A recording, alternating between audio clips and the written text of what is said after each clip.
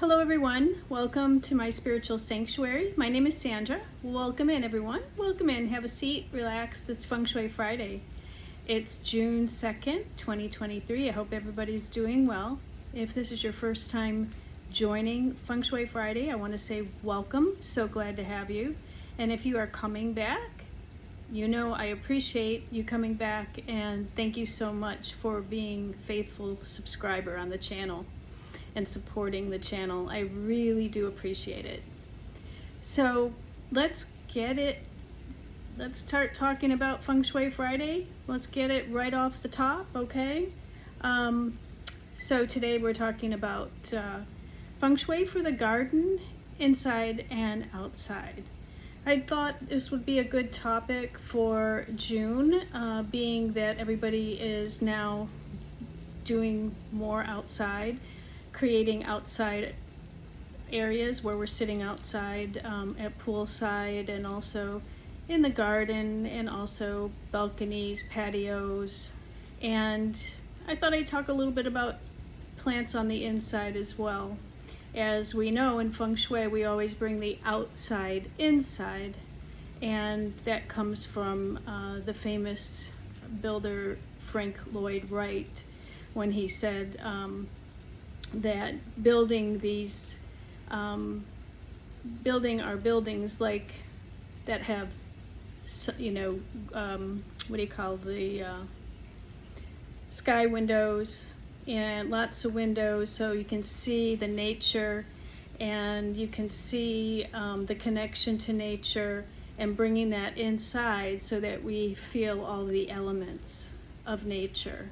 There's a true connection there, and it gives us a very pleasing feeling to have all of that natural plant life in our homes, and also being among our patios, balconies, and just our yards in general.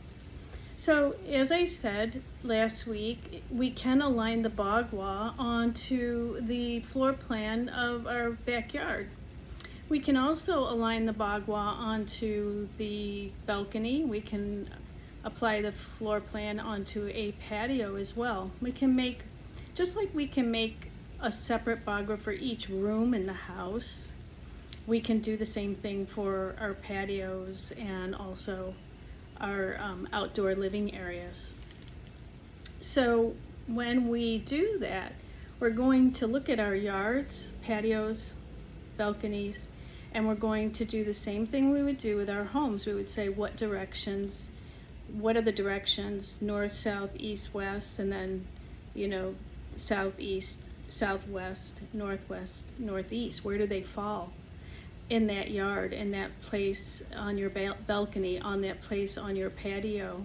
And then we can start to utilize the principles of Feng Shui in those areas as well. So again, in the southeast, we have the wealth, prosperity, abundance area, right? It is the wood element, and trees and fruit trees are good in that area. So again, the colors for that area are green, browns, blacks. We can put reds and purples in those areas. So utilize those colors for designing your plants that you want to put in that area. In the south, we have the fame, reputation, enlightenment area, and we can have fire element plants in that area with red flowers, and also lighting, outdoor lighting in that area is good. Upward lighting is awesome in the south area of the yard. And in the southwest, we have the element earth, and that would be the relationship marriage area.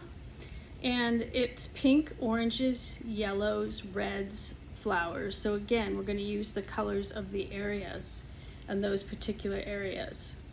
Now, usually the back of the space, if it's the back of the yard, we want to put the taller plants in to act as kind of a border, and then the smaller plants in front to create, again, that armchair effect where I equate it to like the Italian cypress trees that grow tall, and they can be thin, so you just plant them as like a border that borders the back of your yard, and then you plant the rest of the plants in front. So we are creating that backing for support in our yards, and therefore it supports the household in the front. We can also use that we could also use things like fencing. All right, most people do have fencing in their yards these days that acts as a barrier to the back with the plantings in front. We can also use statuary as well. Sometimes we have rivers, sometimes we have waterways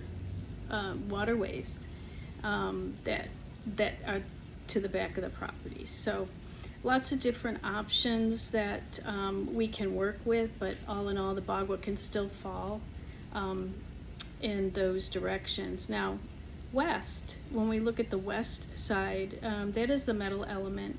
Children and creativity, fertility area, gold, right, the metallics, because it is the metal area, and white flowers. White is the color of metal, so we can utilize those in that area. In the northwest, that is the travel, helpful people, benefactors area. The element there is metal, and the colors are, again, gold, metallics, white, and grays and blacks, the colors of metal. So not too many black flowers, but we can surely use statuary in that area, right? So let your imagination guide you. North is the element of water, the water element, and career and life path is the area. So ponds, water fountains, water features, that kind of thing in the north will be beneficial. Free-flowing waterfall. Remember, we like the water to flow towards the dwelling, so therefore the money is flowing into the home, not in another direction, right? And blue and purple flowers are good for that area because blue is the color of water, and purple is a derivative of blue, so we can use that in that area as well. All right, and northeast we can use, that is the wisdom, self-cultivation, self-knowledge area, and we can use the earth element there, right? It's all earth element. So the yellow, orange flowers, rock, it can be placed in the northeast, big boulders, right? Rock, or statuary that's made of rock. Crystals in that area, like crystal gardens are perfect in that area. All different crystals that you want to place in that area.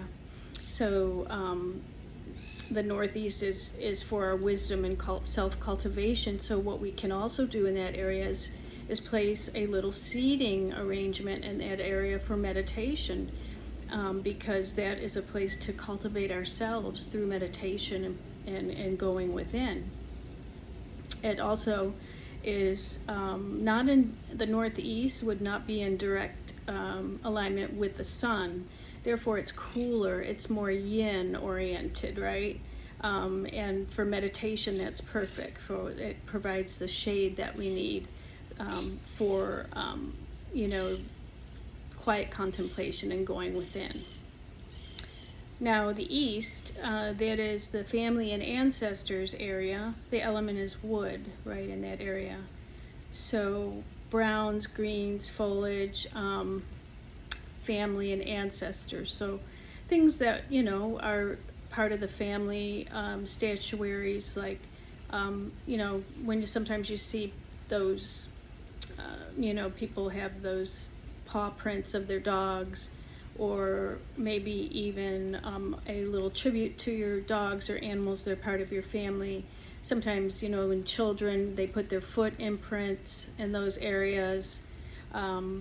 They, show their growth over the years in those areas. Anything that represents family, ancestors can be put in that area, and greenery is what really resonates in that area. The center is the overall Tai Chi, as you know, and earth is the element there, and it, yellow, and it can be a place that combines a little of everything and in balance, right? So what we can do is put health, tributes to health, vibrancy, sunflowers in that area. Because yellow, browns, and taupes and earth tones, again, crystals or anything like that in that area, and we can make maybe a little seating area in the middle too, of our yards or whatever our space is that we're working with. It's nice to have the center set up with all of your Feng Shui surrounding, because ancient Chinese belief is that when all the other areas are balanced, then so is the health and the overall Tai Chi of the space. So those are just a few ideas that you can work with. I do have all that information in my email newsletter, so I hope you are subscribed. If you're not, the link is below to get on my email list, and I do send out an email newsletter every Friday, okay? So that is in there this week, but I'm also going to just kind of go over the plants to avoid. These are the ones that I'm going to talk a little bit about the interior of the house, but also we want to avoid putting these in the exterior as well. So it's kind of both, okay, when you're thinking about plants, indoor or outdoor. Plants to avoid are cactus. Cactus is too spiky, and the leaves are too needle-like, okay? So they represent Sha Qi. The Qi is not conducive to a healthy environment. So we want to avoid cactuses, and if we can, in our outside yard and on the inside for sure. Downward hanging or trailing plants, things that are hanging down. So the Qi is dropping down, right? It's not going up. We want upward growing plants. We won't want plants that are trailing downward. 3, we want to avoid dried flowers, okay? And plastic flowers. Now I have some plastic flowers, but the rule is you keep them for 1 year, and then you replace them with new plastic flowers. So that way there's a constant flow.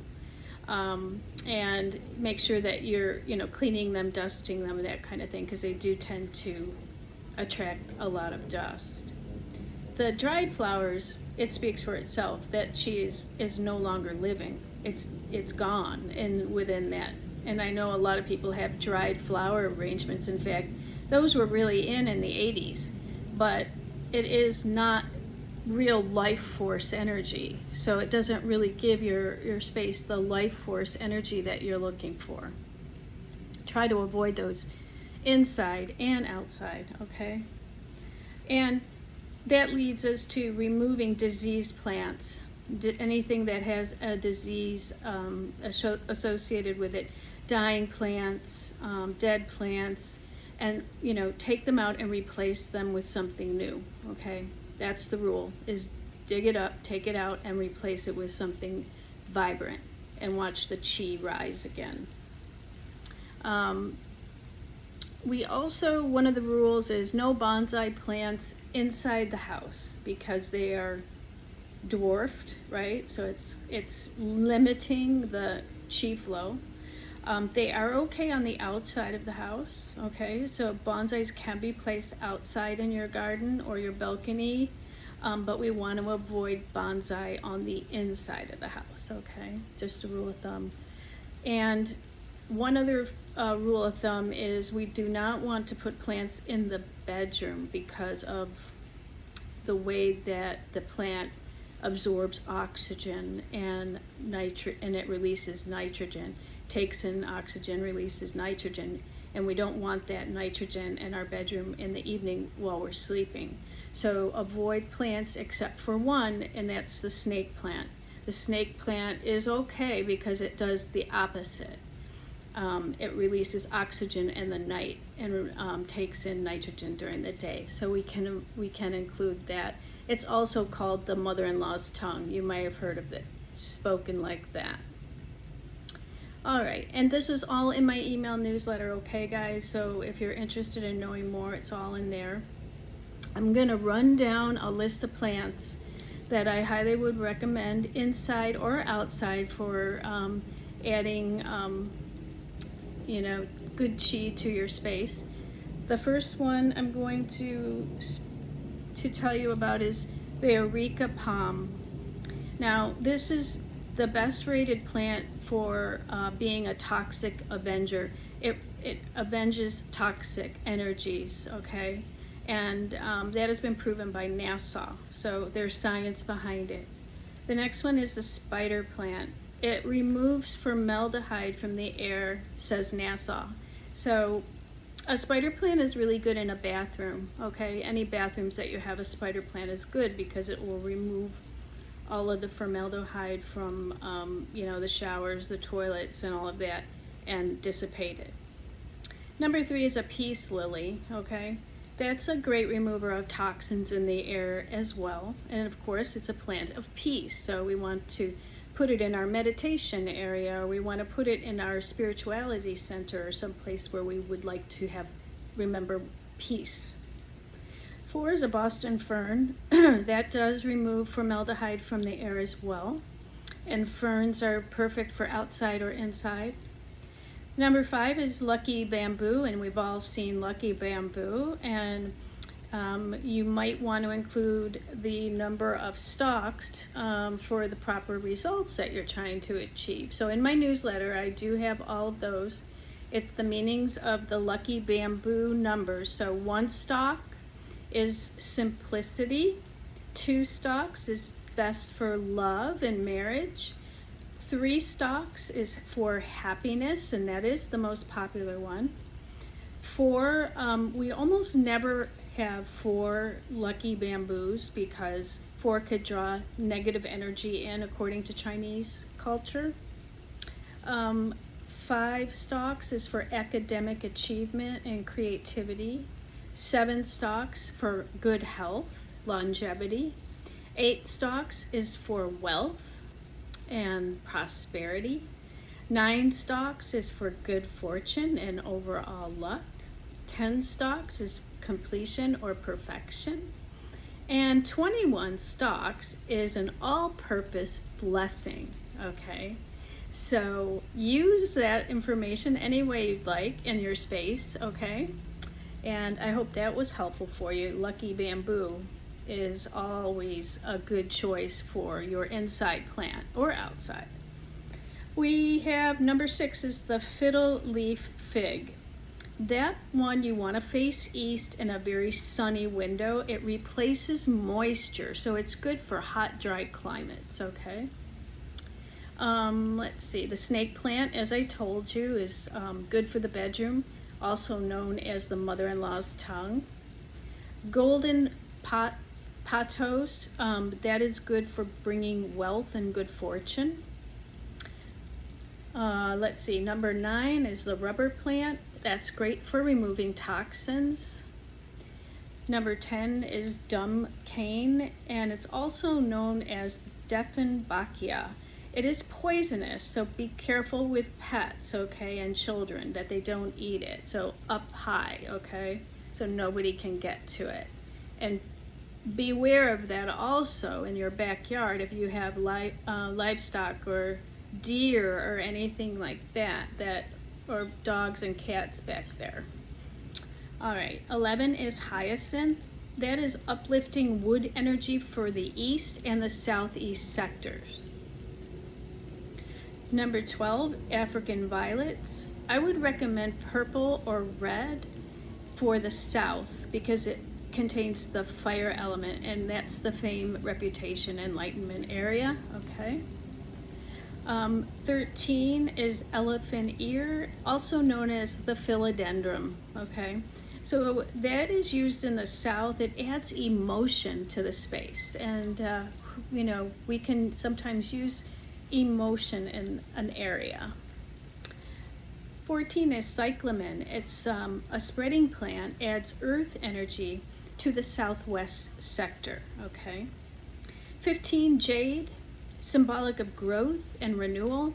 It is earth energy, and typically we'll put it in the southwest, okay? Money plant, if you are looking to increase your flow of money and wealth and prosperity, a money plant is always a good choice. You can find them most anywhere.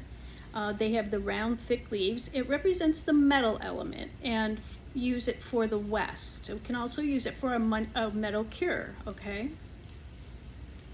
All right, and ivy is 17. That's upward growth. It represents the water element for the north, okay? So ivy you would put in the north. 18 is the dracaena, and that removes pollutants from the air as well and decreases toxicity in a space. And 19 is the ficus. The ficus plant is great as a room divider, okay?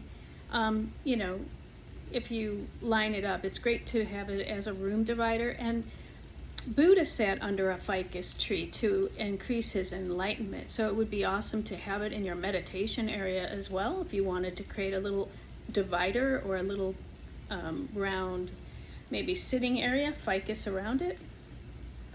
And last but not least, orchids. Orchids signify love, beauty, happiness, family, and children, and you can put those most anywhere in all different colors, okay? So that completes the list of plants that you may want to incorporate into your home, your business, your garden, your balcony, your patio this spring or summer to enhance the feng shui in your life, okay?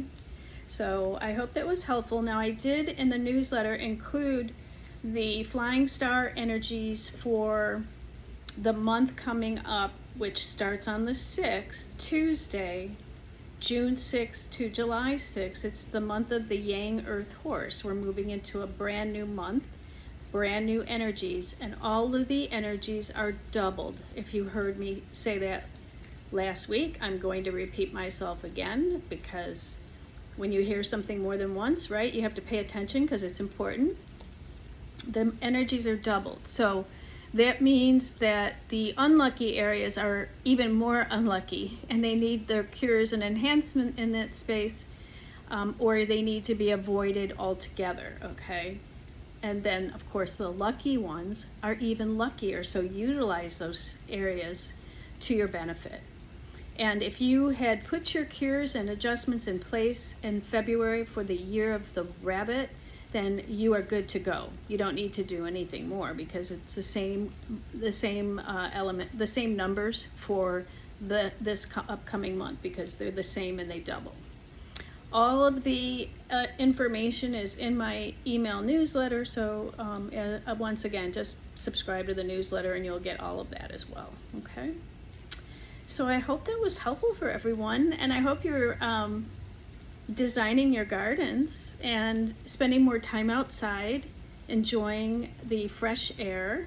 And I know I am going to be more outdoors, and I wanted to, I was going to go to the Japanese gardens today and do my video from there, and it rained. So anyways, here I am. So let's see what we have for the I-Ching guidance and advice, okay? Let's look at what the Wisdom Oracle says, the 4,000-year-old Wisdom Oracle. All right, what guidance is for us today for the week ahead?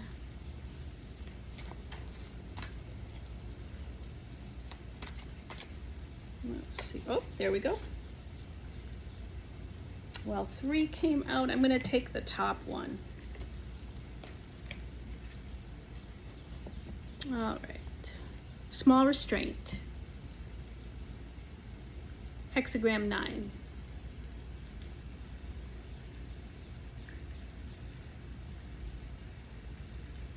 Okay, let's see what it says.